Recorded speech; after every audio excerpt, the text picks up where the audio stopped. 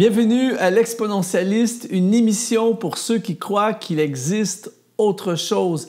À chaque émission, mon objectif est de t'entraîner dans ce que j'appelle l'aventure de la foi, la découverte des trésors que Dieu a pour notre vie. Et aujourd'hui, on va parler de la foi. On va parler de comment avoir une foi qui déplace les montagnes. C'est-à-dire que la foi est une puissance à notre portée qui, lorsque nous l'utilisons, devient une force absolument exceptionnelle. Alors aujourd'hui, on va plonger dans le livre aux Hébreux, au chapitre 11, qui est le livre de la foi, le chapitre de la Bible qui vraiment va booster notre foi. Alors on va lire ensemble Hébreux chapitre 11 au verset 1. Il dit « Or, la foi est une ferme assurance des choses qu'on espère et une démonstration de celles qu'on ne voit pas. » Ce passage est littéralement une référence. Tu dois absolument découvrir la richesse de ce passage. Et moi, j'aime énormément étudier, aller voir dans le texte original. Parfois, les traductions françaises, le texte n'est pas toujours parfaitement près du texte original. Mais quand on regarde ici, la foi est une ferme assurance. Dans le grec, ça parle de réalité. On utilise un synonyme qui est le mot réalité. En d'autres mots, ce qu'on dit, c'est la foi est la réalité des choses qu'on espère. En d'autres mots, un homme et une femme qui vit par la foi, qui a la foi en opération, il ne vit plus en fonction de sa réalité actuelle, mais il vit en fonction de la réalité qu'il espère. En d'autres mots, ce qu'il espère devient sa réalité. Or, la foi est la réalité des choses qu'on espère. Donc, tu ne vis plus en fonction de ce que tes yeux voient aujourd'hui. Il y a des choses dans ton cœur que tu espères. Tu espères voir la guérison de quelqu'un. Tu espères sortir de cette situation dans laquelle tu es. Tu espères ton diplôme. Tu espères avoir ton entreprise. Tu espères voir la croissance dans ton ministère. Tu espères faire l'acquisition de ta première maison. Tu espères le mariage. Tu espères toutes sortes de choses. Et malheureusement, beaucoup de gens, la plupart des gens, ou une grande partie de la population, vit en fonction de leur réalité. Donc, c'est pour ça que les gens sont souvent démoralisés, les gens sont souvent découragés, parce que ce qu'ils voient n'est pas ce qu'ils espèrent. Mais l'homme et la femme de foi vivent en fonction de ce qu'il espère. Ce qu'il espère devient leur réalité. Alors, c'est pour ça que je raffole de ce passage. Or, la foi est une ferme assurance des choses qu'on espère. Et quand il parle d'espérer ici, dans le texte original grec, on parle vraiment d'attente. La foi est la réalité de mes attentes. Et aujourd'hui, ma prière pour toi, alors que tu regardes ce message, c'est que tes attentes puissent augmenter. J'ai remarqué que parfois, dans nos vies, les déceptions, les échecs, les difficultés de notre vie de tous les jours font en sorte que plus on avance en âge dans notre vie, plus nos attentes diminuent. Quand on parle des enfants, souvent on va voir qu'ils ont des grandes attentes, ils s'attendent à voir des grandes choses, ils ont des grands rêves, tout ça, et ce sont souvent des choses que Dieu a placées dans notre cœur. Quand tu parles à un jeune qui commence dans le ministère, il a des grandes attentes, il a des grands rêves. Et malheureusement, quand la vie avance, on a des échecs, on a des combats, on a toutes sortes d'épreuves qui arrivent dans notre vie. Et malheureusement, les gens diminuent leurs attentes. Et là, on ne s'attend plus à grand-chose. Mais aujourd'hui, les choses vont changer pour toi et moi. À partir d'aujourd'hui, on va commencer à activer cette foi qui déplace les montagnes. Et maintenant, on va augmenter nos attentes. On va commencer à s'attendre à des miracles. On va commencer à s'attendre à des résultats. On va s'attendre à des portes ouvertes. On va s'attendre à la réussite. On va s'attendre au surnaturel et à la guérison. On va s'attendre à la provision du ciel. Et là, je vais commencer à vivre par la foi. Et rappelle-toi, la foi est la réalité de mes attentes.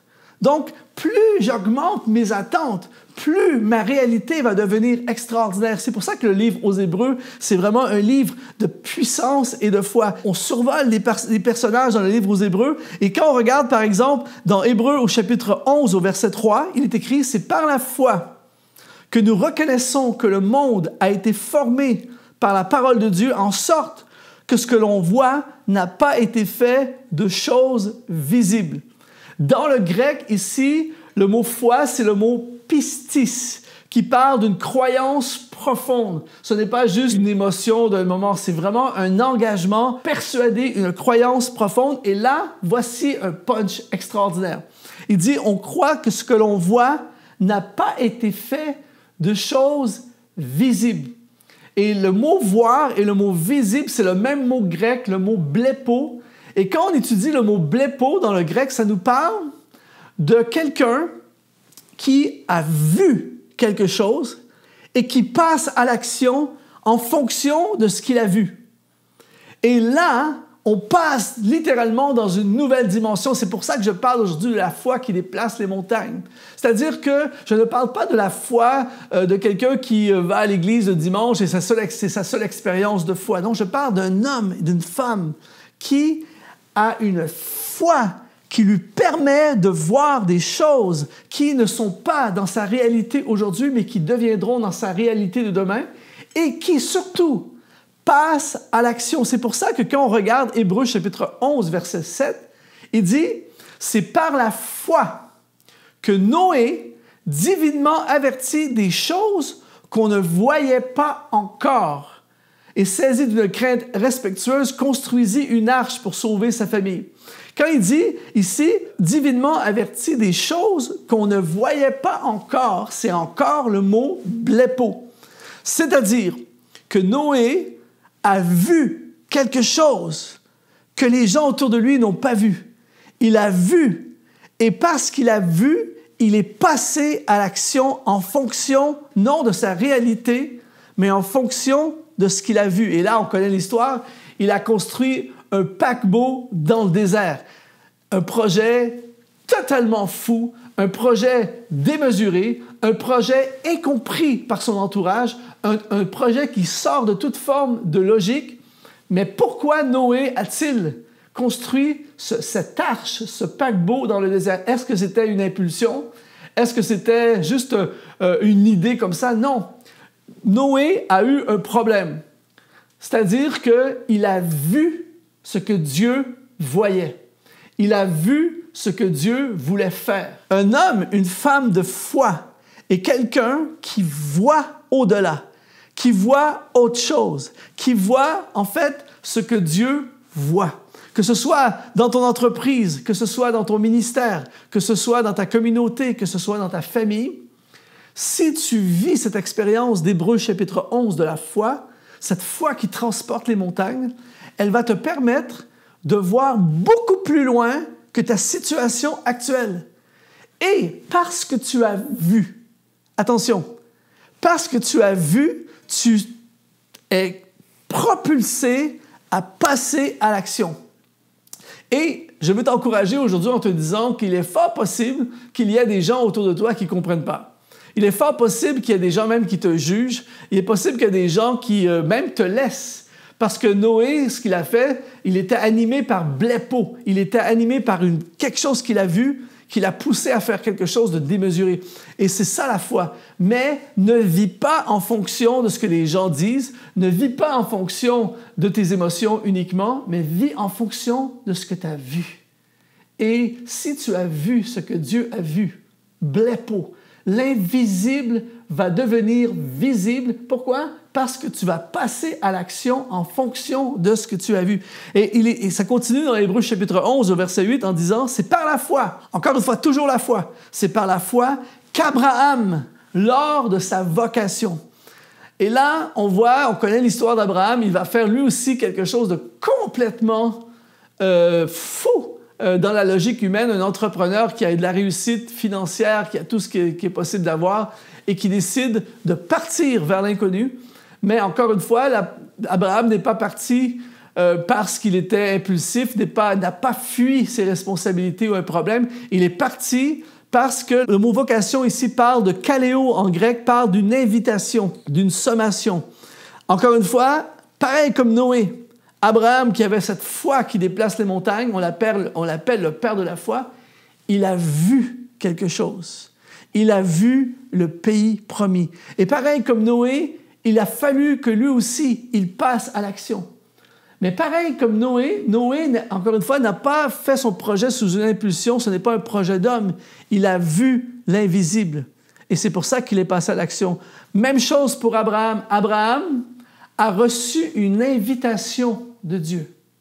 Et j'aimerais te dire, mon ami, que c'est la même chose pour toi et moi. Dieu lance des invitations. Dieu met sous sommation des hommes et des femmes pour accomplir, poursuivre l'invisible.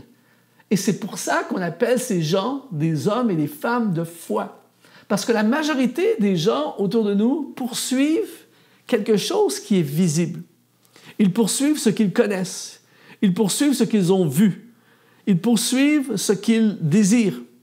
Mais l'homme et la femme de foi qui transportent les montagnes sont des gens qui ont vu l'invisible. Autre chose. J'aimerais t'annoncer aujourd'hui qu'il y a la vie que tu as en ce moment, et merci Seigneur pour nos vies, merci pour ce que nous avons, mais il y a, et moi je suis passionné par cette réalité, ce que j'appelle l'invisible. Toutes les choses que je ne connais pas encore que Dieu a prévues pour ma vie. Toutes les choses que Dieu a prévues pour mon ministère, que Dieu a prévues pour ta famille, que Dieu a prévues pour ton entreprise, que Dieu a prévues pour toutes les choses que tu es en train de faire. Si tu es un étudiant, que tu regardes ce message en ce moment, il y a la réalité que tu vois sous tes yeux. Mais si tu savais l'invisible que Dieu a pour toi, et c'est pour ça qu'on a besoin de se connecter avec notre Créateur et commencer à dire, Seigneur, je veux avoir cette vision blépo. Je veux voir ce que Noé a vu. Je veux voir ce que Moïse a vu. Je veux voir ce que Abraham a vu. Il a vu ce qui ne se voyait pas à l'œil nu. Il a vu l'au-delà. Il a vu le plan de Dieu. Il a vu les promesses de Dieu et ça a littéralement propulsé sa vie vers de nouvelles réalités, de nouvelles actions, de nouveaux choix. C'est pour ça qu'un homme, une femme qui a cette foi qui transporte les montagnes va voir son agenda, son programme, ses priorités, son entourage être changé. Parce que tu ne peux plus vivre de la même façon, tu as vu. Et je veux prier pour toi, alors que tu regardes ce message aujourd'hui, je prie que tes yeux puissent voir ce qui ne se voit pas. Je prie que Dieu permette que tu vois ce que Dieu voit pour ton avenir, ce qu'il voit pour ta situation financière, ce qu'il voit pour ta situation familiale, ce qu'il voit pour ta carrière, ce qu'il voit pour ton ministère. Et que comme Noé, tu puisses passer à l'action en fonction de ce que la foi t'a permis de voir. Or, la foi est une ferme assurance des choses qu'on espère et une démonstration de celles qu'on ne voit pas. La foi est la réalité de mes attentes. J'espère vraiment que ce message aujourd'hui va propulser ta foi afin que toi aussi tu puisses déplacer des montagnes.